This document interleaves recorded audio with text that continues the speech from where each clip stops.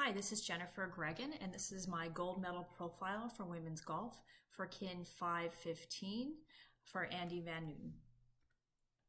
I wanted to start the presentation with just a bit of an overview of what I'm going to be talking about and presenting today. I'm going to talk a little bit about my current coaching context, as I think this is relevant for the perspective of this project. A very brief overview of our sports current LTAD. I'm going to talk a little bit about our current GMP, the performance pillars and data sources we use, and I'm also going to do a gap analysis of a current Golf Canada athlete and talk a little bit about data communication and how we do that with our athletes, and then finally some next steps we have to be done with our gold medal profile. So starting off with my current coaching context, I'm a golf professional. All golf coaches in Canada are PGA of Canada certified golf professionals. I'm also the director of instruction of a private business here in Chilliwack, British Columbia.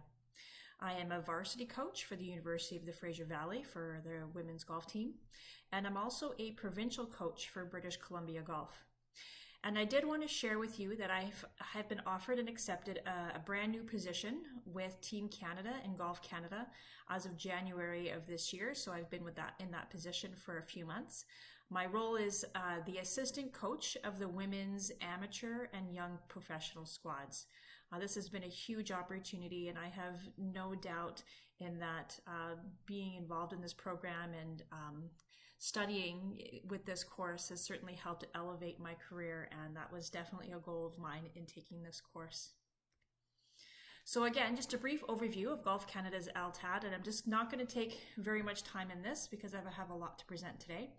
But our high performance teams, all of our national teams fall into this high performance category here in our developmental stages. So starting from active start, moving all the way up to compete to win. Compete to win is our highest performance developmental stage. Just a little bit quick overview on the performance trajectory of our athletes. I have one of our men and one of our women highlighted here. I'm going to talk about Brooke here for a moment.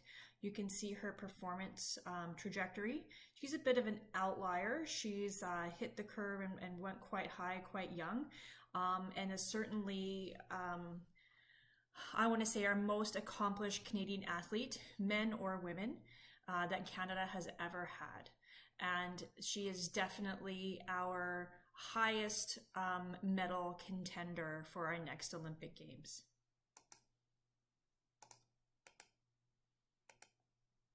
So just wanted to look quickly at Team Canada. We have 4 categories. I only have 3 here that would fit on our screen. Our highest category are our Olympic squads here at the top.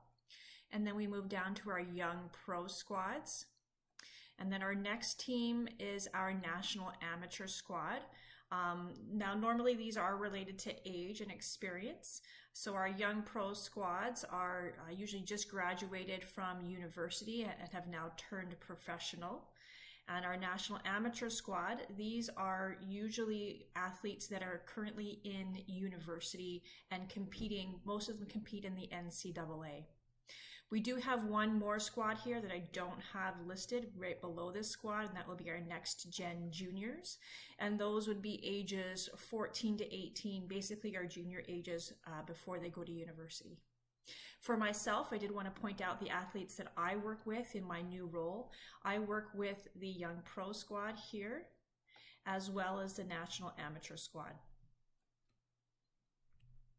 So without further ado, I'd like to get right into the gold medal profile project. I wanted to start with a little bit of a background of Golf Canada's current GMP. First of all, golf first became an Olympic sport in Rio in 2016. So we've only had 1 Olympic Games under our belt.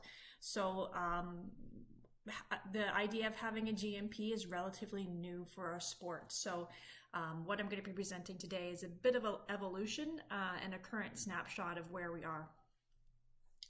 The original gold medal profile work was done by Matt Wilson, and he had been our Golf Canada Next Gen coach for women, and he is also a former cohort member for this program. So Andy, I'm sure you've worked with Matt before, and a lot of this is going to be familiar as to the work that he has already done. With that said, our gold medal profile for golf is still under construction. Some pillars are well built out, but others are yet still under construction and are yet to be developed.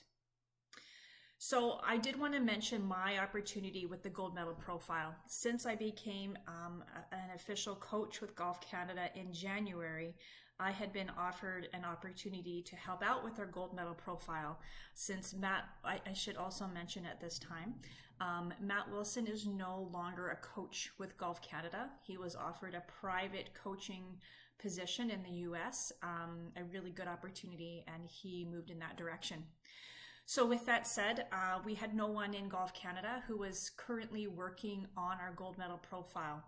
And I saw that announcement, and I volunteered my services to pick up the pieces kind of where Matt had left off, and just wanted to help continue to build out this project for Golf Canada.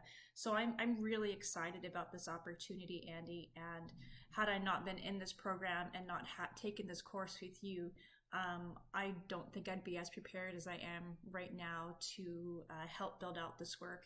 And just having the opportunity to work with an NSO to build out the gold medal profile is just something I'm really, really excited about doing.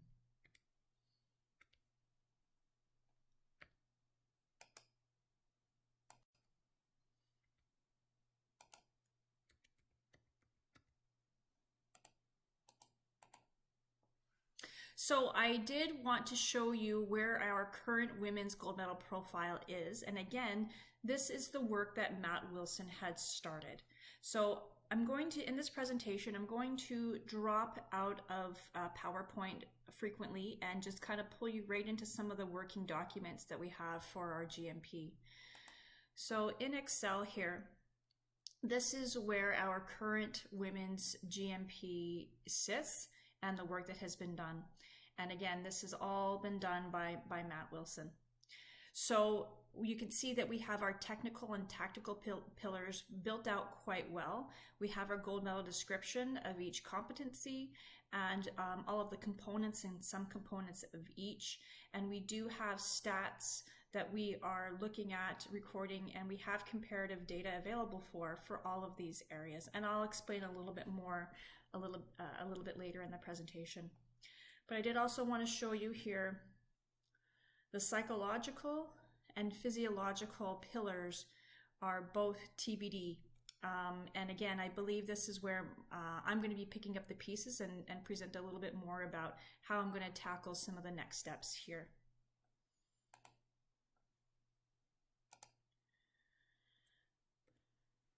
So our performance pillars, you can see that our technical and tactical has already been really well built out. Matt has done a great job of data mining and gone into the data and looked at the women's tour results, did some comparative data comparisons, and as well as collected data from our own athletes to build out these pillars. And he's done a very, very good job on this. So the question that this leaves me with, and I did ask Matt this a few months ago actually, when he still was with Golf Canada, was why are these the only two performance pillars? Why do we only have technical and tactical? Why not build out the others? And we had a great conversation around this. And Matt said that these are going to be challenging areas to build out because there's a lack of comparable data. So we don't have data from podium finishers or tour professionals on psychological parameters or even physiological ones. So that was kind of where the conversation went. And I remember even asking you about this in one of our webinars, you know, kind of, is this a reason to not build out these pillars? And the answer is no, and I didn't think so either. It's going to be some challenges around it, but I think that we can definitely accomplish this. Also, and I'm not going to spend a lot of time on this, there's a lack of cohesion among our teams between our NSOs and our PSOs, and as far as collecting data throughout our developmental stages with different athletes, that's been challenging. Again, this is a systems gap, but I'm not going to spend very much time on this today, but I think that there is an opportunity for me to be able to bridge some of those gaps between our teams. So with that said, we are going to be building out our psychological and physical performance pillars, and I'm going to be explaining in this presentation how I'm going to do it. Also, before I move on, one of the questions was, how do we weight these parameters? Are there some that are more important and more relevant to performance than others? The short answer to this is we don't know. We haven't really studied it that hard. With that said, I know that there are some schools of thought out there that would say that the psychological is the most important for skilled athletes, and I wouldn't necessarily disagree with that. Also, I've done some of the research for some of the other projects for this course from Mark Brody on the relevance of distance. And Mark Brody has really been revolutionary for golf statistics taking. And one of his discoveries, and this was a few years ago, I think it was 2014 where he came out with this work. He came to a conclusion that distance was the most relevant scoring parameter as compared to results for highly skilled athletes. So basically what he was saying was how far you can hit it was most relevant to performance. And so with that said, one would argue that some technical parameters as well as physical are going to be the most important and most relevant for performance. So I don't know that that really answered that question. It's still on our list of things to do. So diving a little bit more into our technical and tactical performance parameters and just unpacking this a little bit.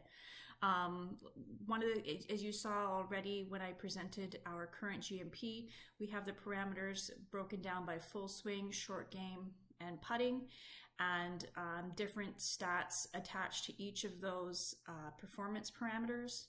And these are really good and reliable sources, and I'll explain a little bit more about that later. I did want to point out here the tactical. So Matt had attached some very specific stats to tactical, and I'm not entirely sure that I agree with him attaching those to tactical game. You know, he used the bogey average, the birdie-bogey ratio, and scoring average to measure tactical game. And I know why he did this. He did it because these are stats that we have, and we have comparable results from podium finishers here. And this is very objective measures that we have, where I think that some of the tactical parameters might be even more subjective. And so I really wanted to unpack that pillar a little bit more and start asking some more questions and maybe change that one up a little bit. So as promised, I wanted to talk a little bit about some of the data sources that we have for our GMP. One of those data sources is a stats platform, an online platform that we use with our athletes called Shots to Hole. And this is a great stats monitoring platform, but as well data comparison. So this is a very reliable data source. This is used by golf athletes worldwide. So what happens is athletes record their performance data only from competitions, so not from practices, but just from competitions. And that way we can analyze all of these KPIs in our GMP. And this is partly the reason why we chose several of these data points. So some of these are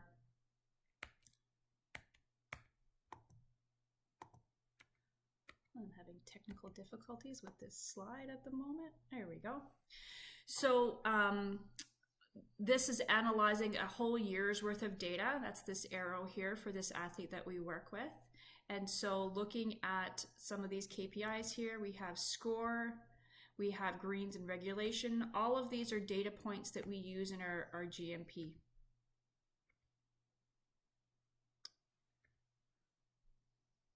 And then we can also use this platform to do some comparative analysis. So this arrow on the right, what I've done here is compared this to an athlete who scores a little bit lower than Bridget normally would. And that way we can just do some benchmarking and comparison and just kind of see where some gaps are.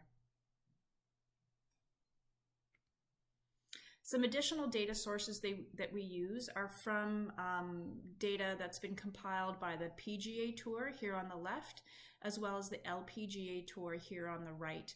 And this is just a quick snapshot. There's pages and pages of this data, but again, this is where a lot of our data points come from. So driving accuracy, greens and regulation, sand saves, scoring average, so on and so forth. So we're able to pull some of the comparative data from the best players in the world, and we can do our comparative analysis that way. We do have one significant challenge when it comes to data, and Matt has probably mentioned this already to you, Andy. So our men's and women's tours do stats differently. Our men on the PGA Tour use a system called strokes gained, and this is a revolutionary and fairly new way to do stats collection. And the LPGA, the women, have not converted to this model yet. And you know, a lot of stakeholders are pushing the women to move in this direction, but unfortunately there are lots of limitations to taking stats in this way. It's just a little bit more work to be done and needs a little bit more manpower to do it. So things like number of volunteers available to take these stats is definitely relevant, as well as the budget for doing this. And unfortunately, we just don't have as many resources for the women's tour yet. But I do expect that this should be happening, this conversion should be happening in the next few years. Until then, we have some limits in what we can track, and more importantly, how and what we can compare with our women. So I've explained the technical and tactical performance pillars, and I'm going to explain a little bit more about where we're at with our psychological performance pillar. So again, I'm going to drop out of this document for a moment.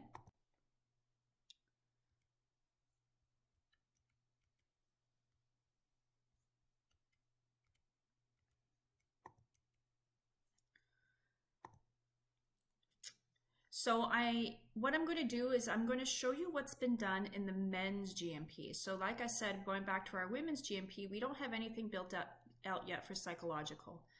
But what Matt has done for our men's GMP is a little bit further along, and he did start some of the work on the psychological. So he came up with some specific KPIs, and this is kind of where he's left it. So again, this just left me with a lot of questions and a lot of, you know, where are we going with this? What are some of the next steps? Where did you get this? Are still some of the questions we're left with. And it's just a matter of collaboration at this point and seeing where we can take this work that's already been done and take the next steps. So again, let me just drop back into where we are here. And this is what I came up with, and I know that this is a bit overwhelming when you first look at it. I just started a working document based on the work that Matt has already done, and I color-coded it based on just some questions that needed to be asked. So in the green here, I wanted to define each key performance indicator, and then just define what each of these characteristics would be. So from there, I also wanted to determine the validated measurability assessment tools that we could use, and that's here in the orange. So if we're going to be tracking coachability, what assessment tool are we going to use? If we're going to be tracking resiliency, are we going to use the grit scale, for example, so on and so forth. Now, in talking to our mental performance coaches, they use a variety of different assessment tools. And again, that was another gap I had recognized, is that all of our teams are kind of just doing their own thing, and which is all really good work and doing a great job with our athletes individually. But as far as collecting data and trackable data and monitoring and being able to compare to podium finishers, this just was not happening with our sport. And so really just kind of want to ask the questions on how we can do this better. From there, we wanted to convert the assessment tools into a scoring matrix. And I should also mention at this point that I have been working with Jody Holly. I've had a few meetings with her, virtual meetings with her. She's our On the Podium representative, and she's kind of helped coach us through how to do some of these next steps. So she had recommended a scoring matrix of 1 to 5, just because an odd number seems to work a little bit better, and going too high on a scale, it seems to be too many options. So she really prefers the 1 to 5 matrix. So once we have our assessment tools, the next step would be to convert that matrix into a scoring level of 1 to 5. So going back into the presentation, as I mentioned, I had been working with Jody Holly, and she had recommended that some of our next steps would be collaboration. And she really encouraged me to reach out to our mental performance coaches and just kind of get onto the same page with one another, and again, maybe just start bridging that gap of cohesion amongst the teams, and let's start measuring and tracking things so that we can use them from a monitoring standpoint, so we can track an athlete from the developmental stages all the way up through to our high performance stages. So I did coordinate this virtual call between myself. I've got Adrienne Leslie Toogood here. She's our head mental performance coach. And I have Christy Galleretto here. She's our head performance coach for women. And this was a great call. I don't think Adrienne would love that picture of her, but I just won't show her that. It's okay. So this was a great opportunity to collaborate with our mental performance coaches, and this was really well received by them. I was a bit apprehensive at first, just if they would be willing to work with me on this, and they were so enthusiastic about it and really keen to help me. So that's a great opportunity there. So Adrienne had mentioned that she had been involved with the Gold Medal Profile for Psychology in Sport document that has recently come out, or I guess some versions have come out recently, and that a finalized version of this would be coming out very shortly. I believe she said it was going to be in the coming weeks, maybe even next week. She did share with me this graphic here on the right, these mental performance competencies, and these are kind of multi-sport. And so the purpose of this is a good starting point to just kind of see what competencies have been identified in sport as general. But again, it's also meant just as a starting point, and we are to add some individual competencies as our sport requires. So once that final document, this is where we kind of left off with this, had a great discussion around it. We had decided that once this final document is released, we'll reconvene and start defining our KPIs and assessment tools. So they were super keen on doing this. So this has kind of been not really put on hold, but we're just kind of waiting so that we can have the most resources available when we start this work, and then move forward from there.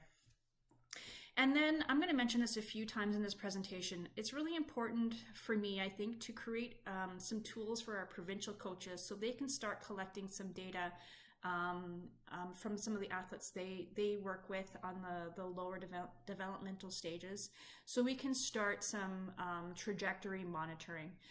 Without the trajectory monitoring, it's going to be hard to predict some performance trajectories, specifically as an athlete moves through the performance pathway, and if they are eligible to be on a trajectory for a podium finish or not. So that's where we're at with our psychological. Still have some work to do, and but definitely some great next steps to be done there. So next is our physiological performance pillar. And again, I'm going to show you some work that Matt had done with our men's GMP. And remember, I showed you our women's GMP. This was not built out at all. This was blank and left TBD.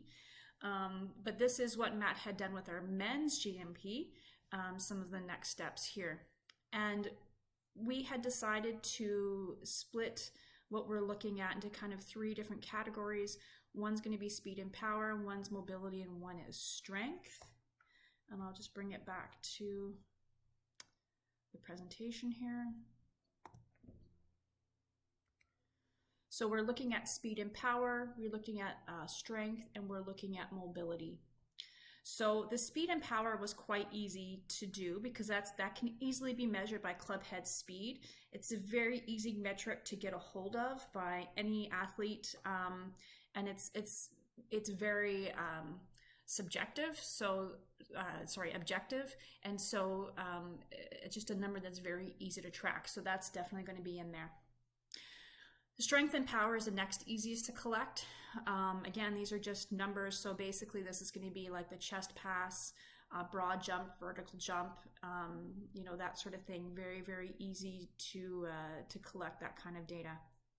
We're having a discussion around mobility, and mobility is really important. And I'm actually going to drop back into the previous slide here.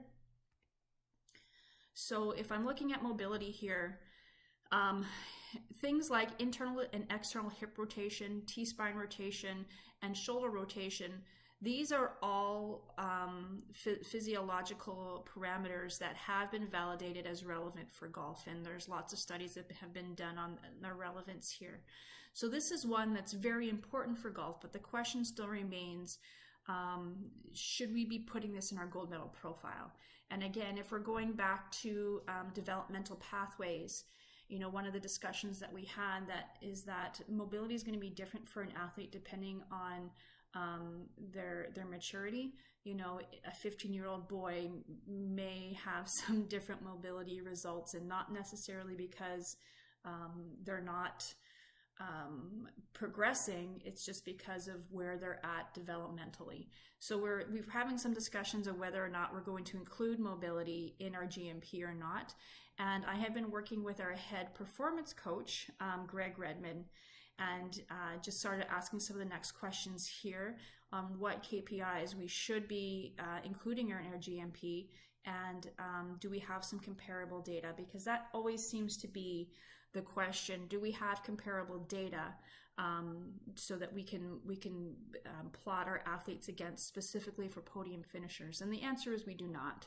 We don't have comparable data for what a gold medal athlete's rotation would be, or their broad jump would be, so on and so forth. So again, the question is, do we include this in our GMP if we don't have comparable data against podium finishers? So again, I would argue that I would like to have this in our GMP, even if we're using it as purposes of just athlete progression and monitoring. But yeah, so that is where we're at with that.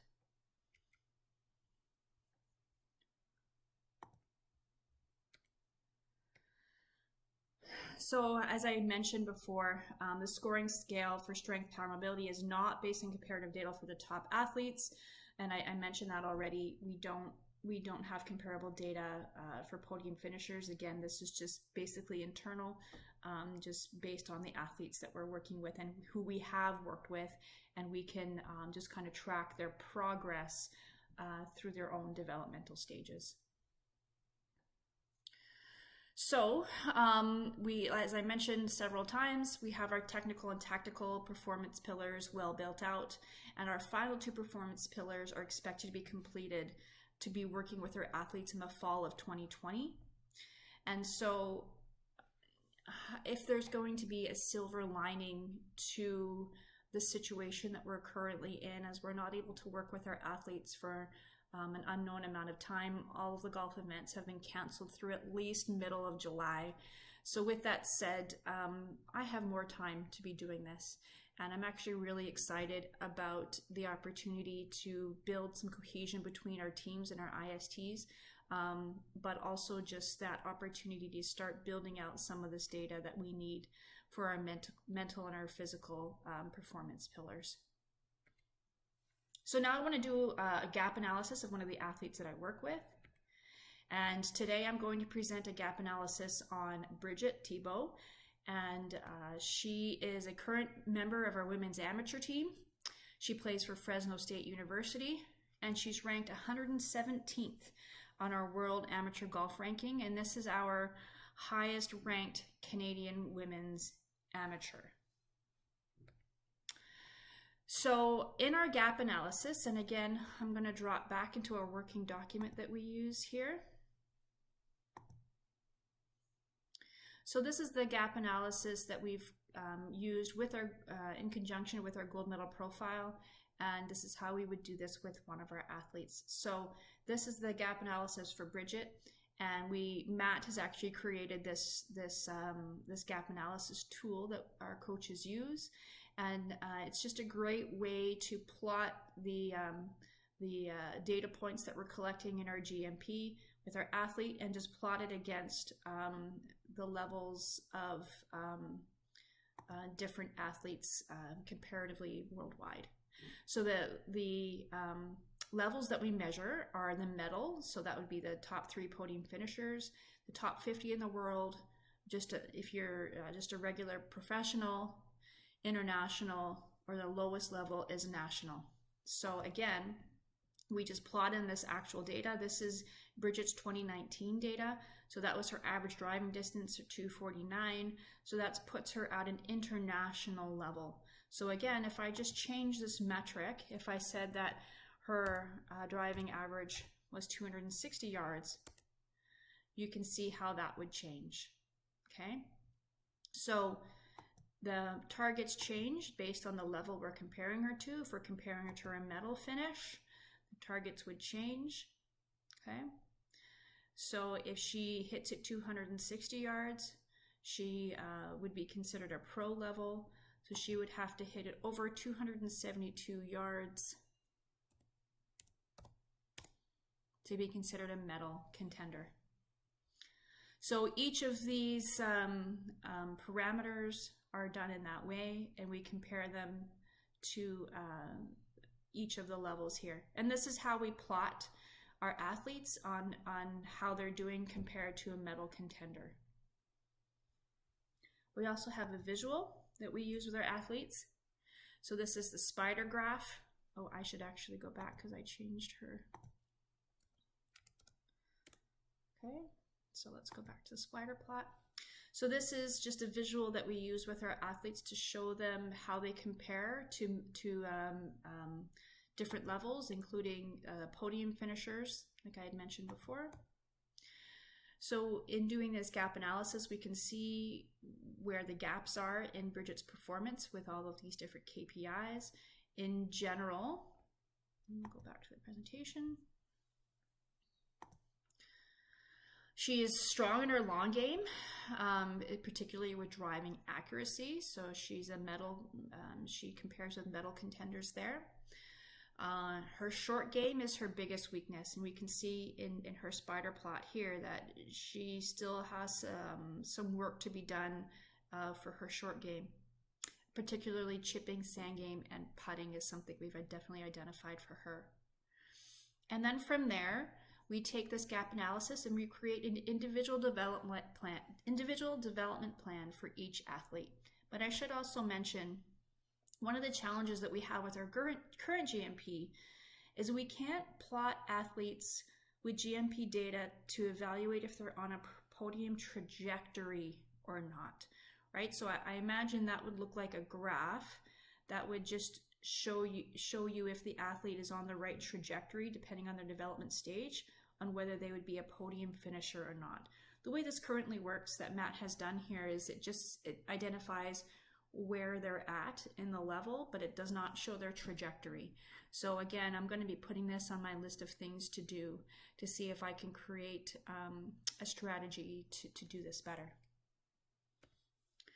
So as I mentioned, we create an individual development plan for each athlete, and I'll drop into what that document looks like.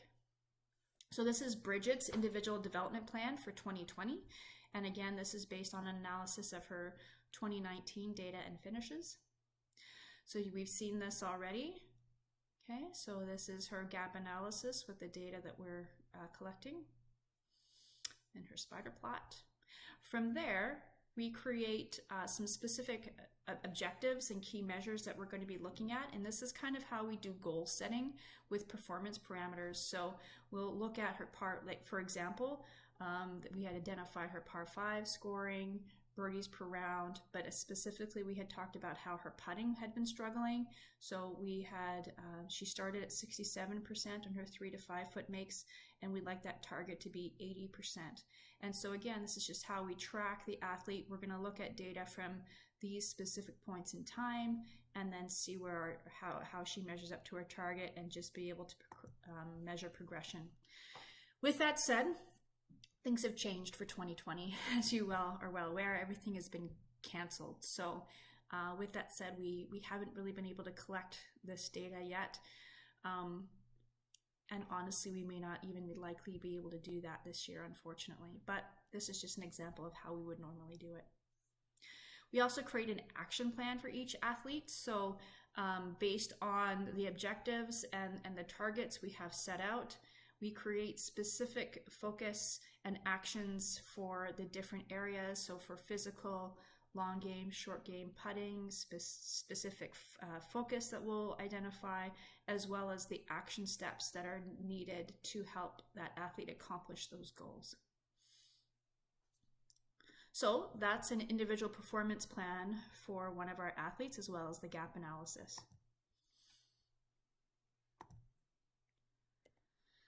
So we definitely use this, the individual development plan as far as data communication goes. However, after every event, the athlete would enter their data in the Shots to Hole platform, and then we have a debriefing with that athlete once that data has been put in, and just kind of compare that against the individual development plan and how that stacks up to her objectives that she may have set out, and then revisiting some of the action plans to help prepare her for the next event. So the individual development plan is created in the off season and then presented annually to the athletes so they can prepare for the next season. It's also presented to the IST and our NSO. And we refer to this quite often, at least monthly, sometimes after every event, just to kind of compare and see how the athlete is progressing with respect to their objectives and action plans. As far as the GMP goes, do we do this regularly for data communication? The short answer here is, I would say no, only because it really hasn't been finalized yet. But we have brought together some of the tools that we've developed through our GMP, like this individual development plan is a product of the work we've done with our GMP. And I would imagine by fall of this year, once we finish the rest of the pillars, then we'll have a better working document for our GMP to use that more regularly. So finally, some of the next steps and considerations that I have to do here. So I would like to revisit the parameters, especially in the tactical pillar. Again, I'm just mentioning how Matt had attached some specific stats to the tactical pillar, and I'm just wondering if there's a different way we can do that. And then, of course, building out our psychological and physiological pillars. And a key to building those out is going to be the collaboration network that I'm going to be creating with our IST.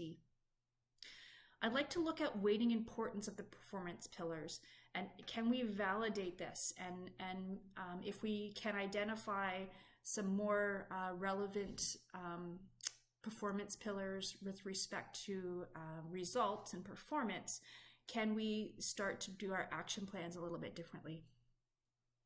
Next, I want to get some tools into the hands of our PSOs so that we can start, so this can really facilitate some talent ID, but also so we can do a better job of tracking an athlete through a developmental pathway. I'd like to identify parameters for selections. So are there some specific ones that we can use? We don't really do selections based on our GMP or any of the stats taken right now. Our main way we do selections for our teams is just through results. You know, where you are ranked is one of the key ways we do selections, and one of the highest points in our selection criteria.